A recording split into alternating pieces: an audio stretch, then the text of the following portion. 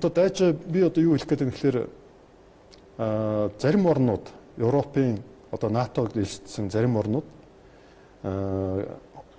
дайчлагаар цэрэг татдаг байснаа болоод одоо буцаад нөгөө гэрээ цэрэг рүүгээ орцсон байсан улсууд чинь одоо буцаад эргэж шít.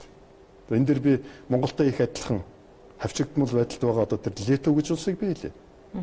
Литвчууд 2008 онд бүх нийтээр цэргийн үүрэг хүлээхэ болоод.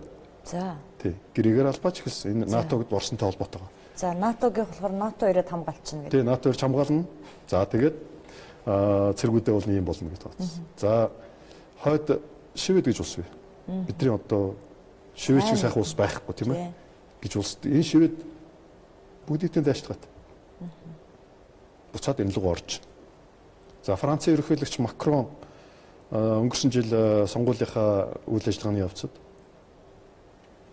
одоо дайчлагатай юу руугаа буцаж орно гэд мэдгчлээ. Энэ яагаад ингэж? Энд бас нэг учир байгаа биз? Тэд нар бас хойд солонгос шиг болох гэдэг юм лээ. Үгүй ээ. Социализм болох гэдэг юм лээ. Үгүй ээ. Энэ бас өөр юм байна. Энэ юу өтер эдийн засгт холбоотой. Өөрөх аюулгүй байдлыг хангахтай холбоотой.